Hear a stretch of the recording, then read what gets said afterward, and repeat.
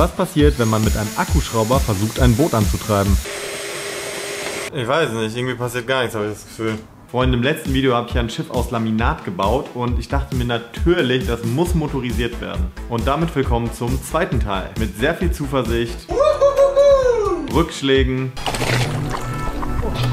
noch mehr Rückschlägen. Ich bin ein bisschen traurig, ein bisschen enttäuscht. Und vor allem, Fuck. Genau, noch mehr Rückschlägen. Ob das Ganze funktioniert, seht ihr jetzt. Viel Spaß. Wir fangen an mit dem Wichtigsten, und zwar der Schiffsschraube. So Freunde, ich habe jetzt hier so eine Schiffsschraube erstellt. Die Idee ist, ich fräse mir das jetzt aus, dann habe ich eine Schablone und will es dann mit dem Plasmaschneider aus dem Stahlblech schneiden. Let's go. Die Schiffsschraube werde ich nicht aus Holz fräsen, sondern aus dieser Fermazellplatte. Die ist viel hitzebeständiger.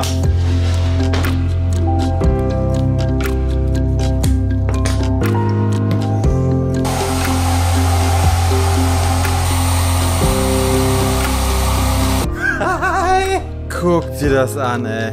Alter! Ist das cool. Es gibt ein Problem. Das Material ist leider zu dick und der Plasmaschneider kommt jetzt nicht bis in die Ecken. Ich werde mal versuchen, die Kante ein bisschen abzufräsen. Vielleicht reicht das schon.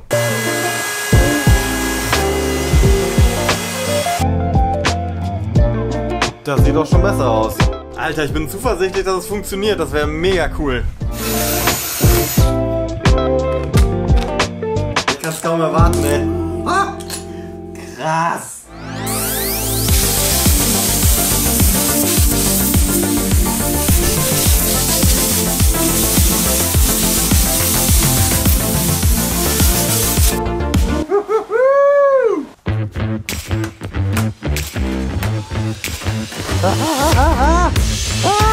Hey, perfekt ist das nicht, ne? Aber es ist immerhin was. Auf jeden Fall eine gute Grundlage, um das jetzt ein bisschen nachzubearbeiten. Und dann gucken wir mal.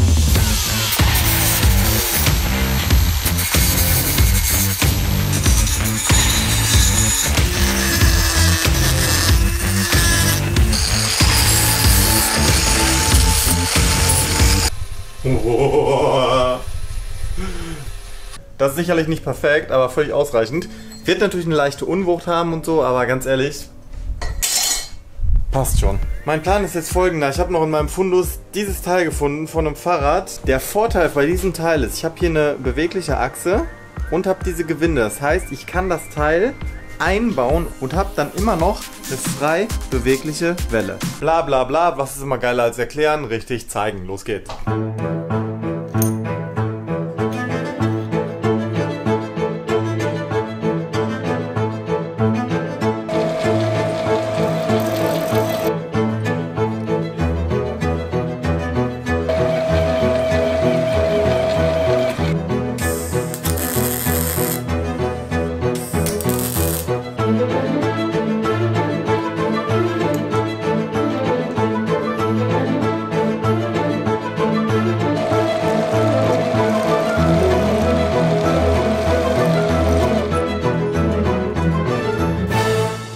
So Freunde, ich habe das Ganze jetzt in einem Akkuschrauber eingespannt. Wenn ich hier Vollgas gebe, dann fühlt sich das schon fast perfekt an. Aber ich merke in der Hand minimale Vibrationen. Die Vibrationen gehen halt voll auf die Lager und weil das ein guter Akkuschrauber ist, will ich sie nicht kaputt machen. Deswegen werde ich noch so ein Zwischenstück einbauen. Ich habe hier schon einen 25er Torx reingepackt, der passt perfekt.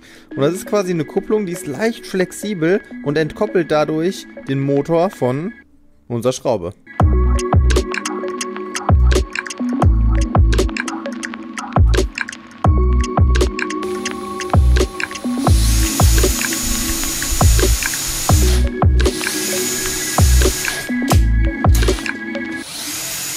Perfekt.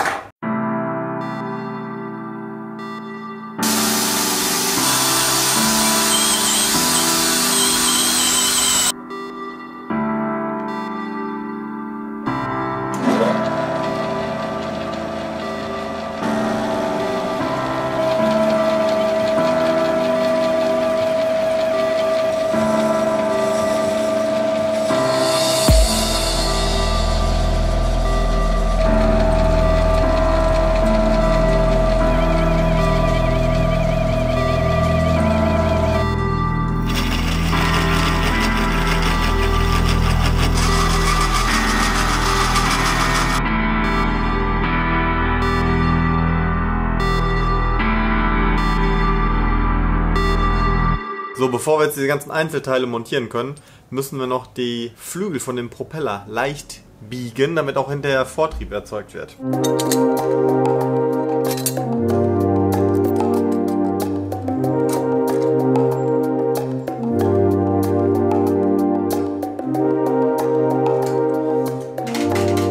Ich habe versucht, alle Kanten, wo ich falten will, so gut es geht zu übertragen.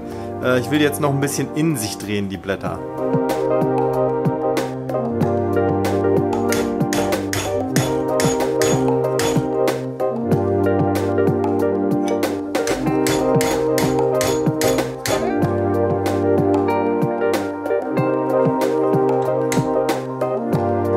Ich meine, ganz ehrlich, so ein Propeller ist natürlich geometrisch gesehen voll das krasse Teil. Ich hämmer das jetzt hier so ein bisschen zurecht. Keine Ahnung, ob das funktioniert. Aber es sieht schon mal aus wie ein Propeller. Wir bauen das Ding mal zusammen, gucken, ob das ein bisschen Wind erzeugt, weil dann würde es ja theoretisch auch Wasser verdrängen. Ich weiß ja noch nicht.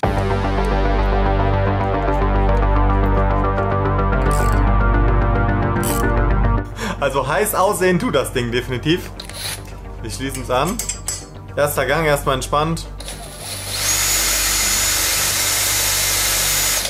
Zweiter Gang.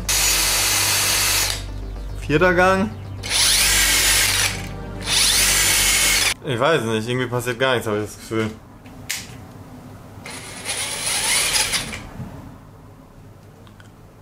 Hä? Leute! Ich glaube, ich habe es falsch rum gehabt. Alter! Alter, da entsteht was! Ey, da ist richtig Power drin! Was? Nebelmaschine. Wir machen einen Test.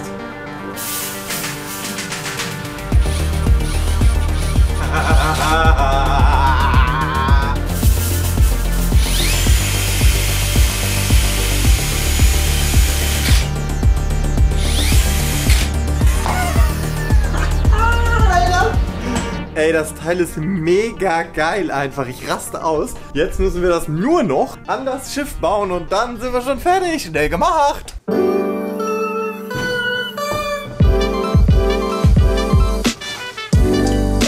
Weil das Ding doch ein bisschen größer ist und ich es fast nicht mehr aus der Werkstatt bekomme, will ich jetzt nicht den Motor einfach hier dran bauen, weil ich glaube, beim Transport und so ist das voll die Sollbruchstelle. Ich habe noch solche Stücke von einem Rohr. Die will ich jetzt hier unten quasi einbauen und dann habe ich den passenden Deckel. Den verbinde ich dann quasi mit dem ganzen Motorelement und dann kann ich den Motor rein und rausstecken. Theoretisch. Wow, wow, wow, wow, wow, wow, wow. Oh.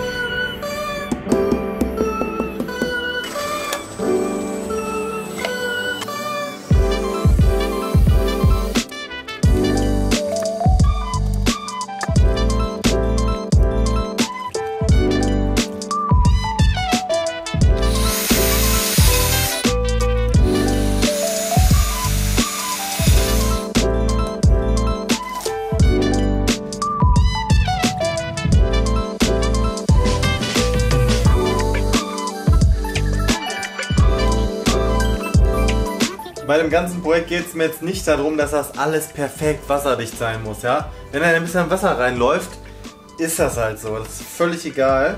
Das ist es, Freunde, unser Antrieb. Hier sieht man Rotation. Hier im Innenbereich sieht man Rotation. Freunde, es ist der letzte Tag. Der Motor läuft ja quasi. Und jetzt brauchen wir natürlich noch ein Ruder. Klar, sonst können wir nicht lenken. Restmaterialien zusammenbraten und los geht's. Keine wilde Konstruktion, einfach quick and dirty jetzt.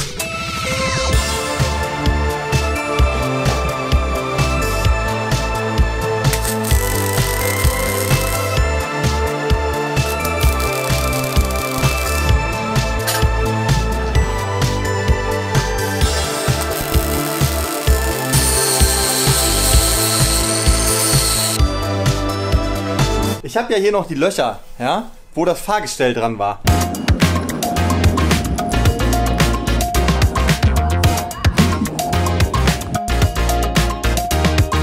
Und weil das nur billiges Sperrholz ist, habe ich das ein bisschen verstärkt von hinten. Das heißt, ich habe die perfekten Löcher hier und werde mir jetzt eine Halterung bauen, die im Optimalfall hier unten angeschraubt werden kann.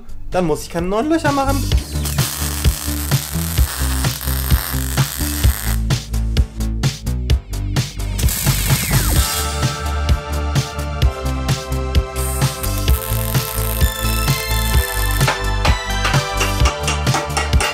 Na komm schon! Geh ab! Ja. Geil! So, die Stange muss da rein. Oh, shit, ich glaube, ich hab... Nee. Oh, geil. Achterbahn. Yeah. Mal gucken, ob es ans Boot passt. Geil, das geht. Das geht gut. So, und jetzt kann hier eine Stange durch. Wo dann unten das Ruder dran kommt. Genau so.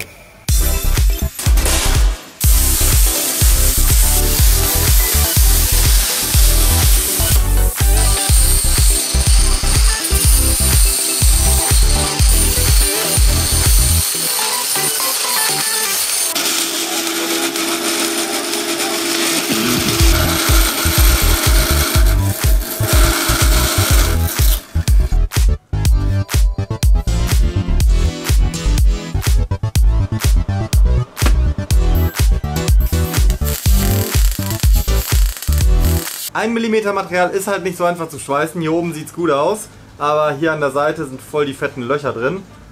Gehört auch dazu, es ist trotzdem saustabil, da wird natürlich nichts passieren. Es ist wie es ist, ich will fertig werden, let's go.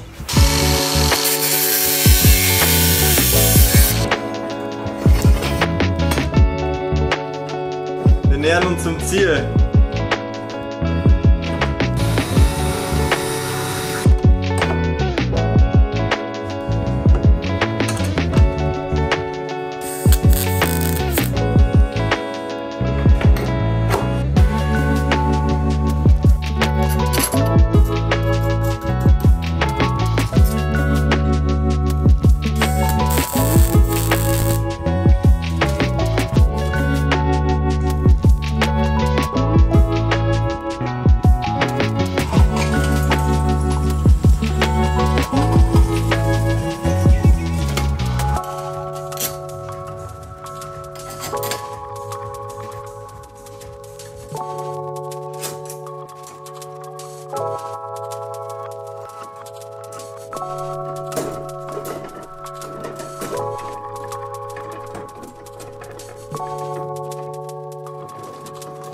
Okay, das Ruder funktioniert.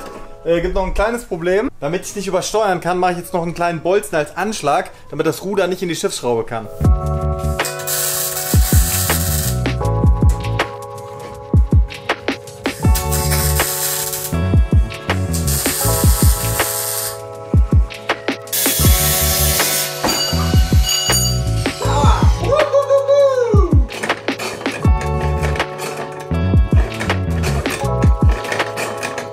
So geil.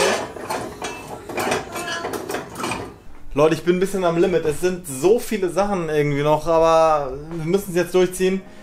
Akkuschrauberbefestigung. Go.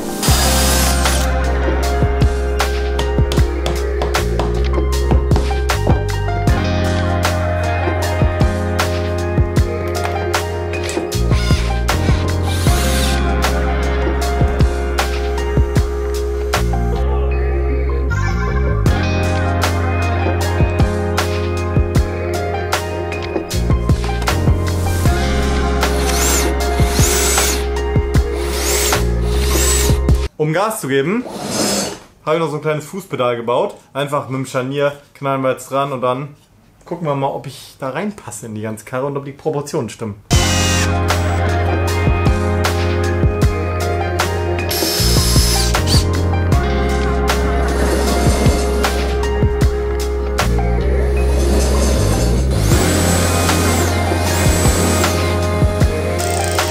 So, jetzt ist hier haben wir ein festes Seil, damit es nicht nach hinten umklappen kann. Und hier ist ein Gummiband, dass es immer schön zurückläuft.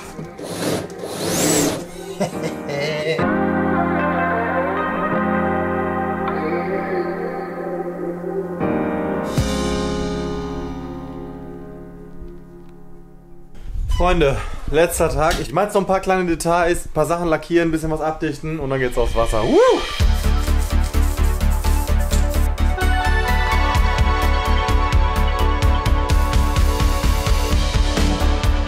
Ich habe keine Ahnung, was unter Wasser für Kräfte wirken, deswegen werde ich für dieses Schiffsschraubenmodul noch so eine kleine Sicherung bauen.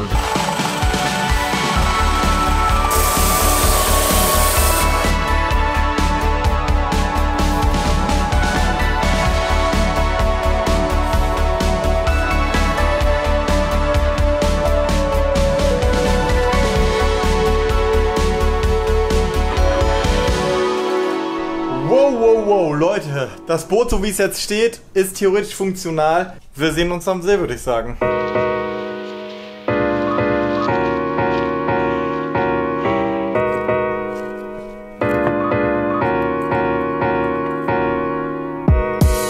Okay, alles ist montiert.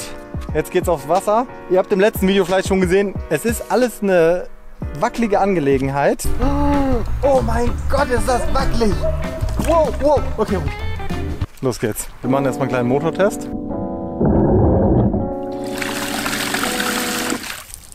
Okay.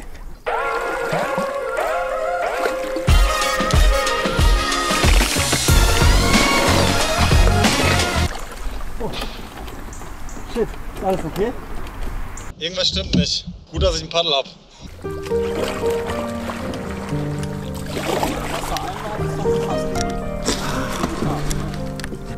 So, hier hinten gibt es das Problem, glaube ich. Ja, das Ding ist locker, der Bit hier.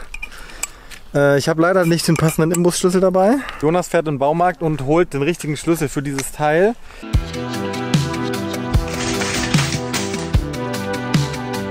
Dank Joni sind wir wieder im Game. Es ist alles verschraubt. Wir bauen es wieder ein und testen, ob es funktioniert. Los geht's.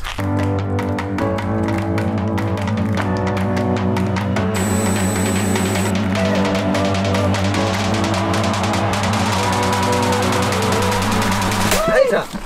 Oh shit! Fuck! Was ist weg? Was ist los? Der ganze Akkuschrauber ist unter Wasser. Okay, das war's. Alter! Okay.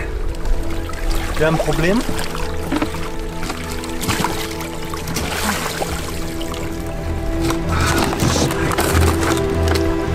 Hey, was ist hier passiert? Ich habe den Boden nicht festgeschraubt, nur angeklebt und der hat sich einfach komplett abgelöst.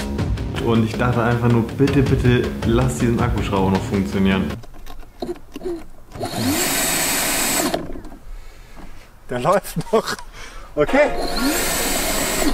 Einmal 4. Gang, ein bisschen durchpusten. Ich will nichts hören in den Kommentaren darüber, Leute. Ich bin ein bisschen traurig, ein bisschen enttäuscht. Es war nicht so, wie ich es mir vorgestellt habe. Jetzt, wo man natürlich sieht, was die Fehler sind, ist es natürlich ganz klar, dass man denkt, oh, hätte ich das mal anders gemacht. Aber habe ich halt nicht. Jetzt muss ich erstmal damit klarkommen in meinem Leben. Muss ich mal damit überleben wieder. Freunde, zurück in der Werkstatt. Das Boot muss optimiert werden. Man sieht, es ist nicht nur Wasser ins Boot gekommen. Der Zustand ist katastrophal.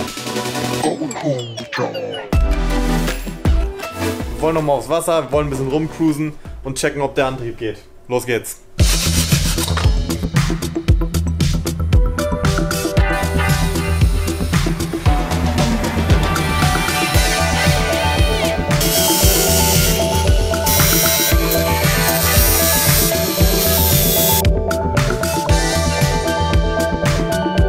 Alles im Innenbereich ist jetzt abgedichtet.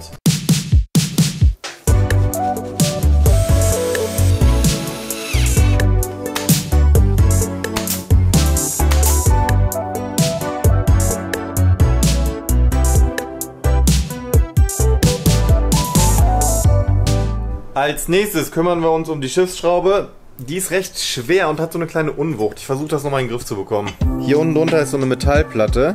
Die baue ich erstmal aus wieder.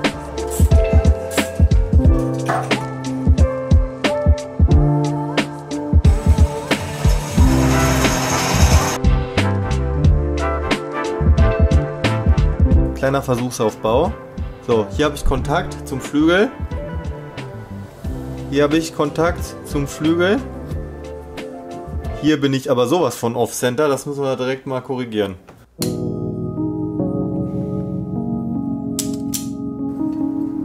Ja, viel besser. Letztes Mal war das Problem, was wir am See nicht lösen konnten, dass dieser Bit immer durchgedreht ist. Jetzt habe ich aber ein bisschen was weggenommen, dass die Schraube da schön vernünftig greifen kann. Und dann sollte das klappen. Thomas ist da, hilft mir noch. Und wir wollen das Ding heute zu Wasser lassen. Wir haben jetzt noch ungefähr eine Stunde Zeit. Machen die letzten kleinen Optimierungen. Die Schiffsschraube läuft mittlerweile. Hat deutlich weniger Gewicht, also das sollte gut funktionieren.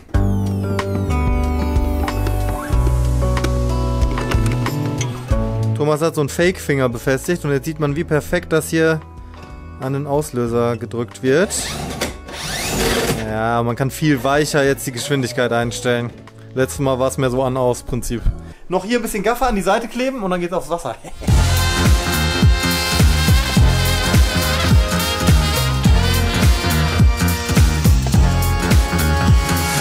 Alles ist fertig, wir fahren zum See. Wir sehen uns da, bis gleich. Tschüss.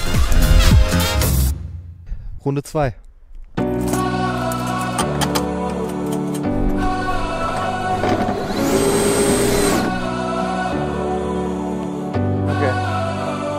So, da sieht man, es ist ganz bisschen Wasser nur. Wir gaffern das jetzt nochmal von außen ein bisschen dicht.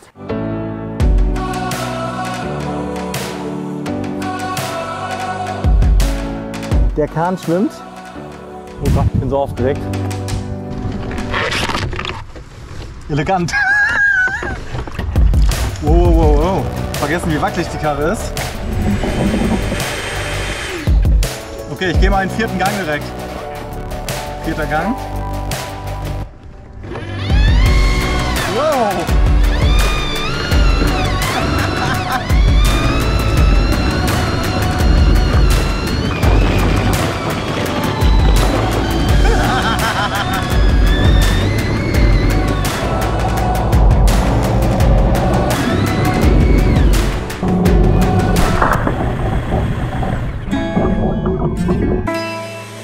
Volle Kraft voraus.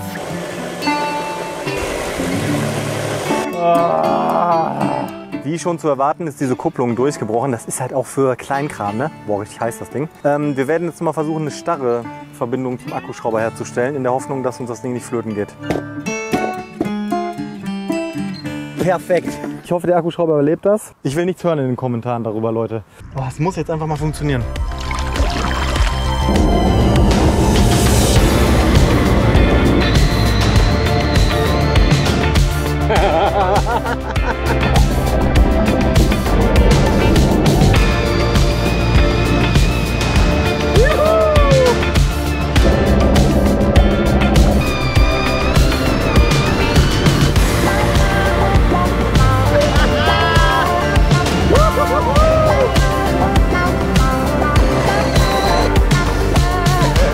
Leute, es funktioniert endlich! Alter, ist das krass! Möchte doch jemand fahren von euch?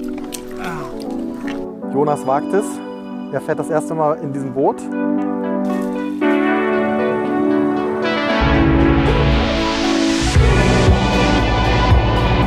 Ist das fett! Wie gut funktioniert dieses Boot bitte? Ich bin mega überrascht. Das ist jetzt was völlig anderes, das doch mal so zu sehen, wenn jemand drin sitzt.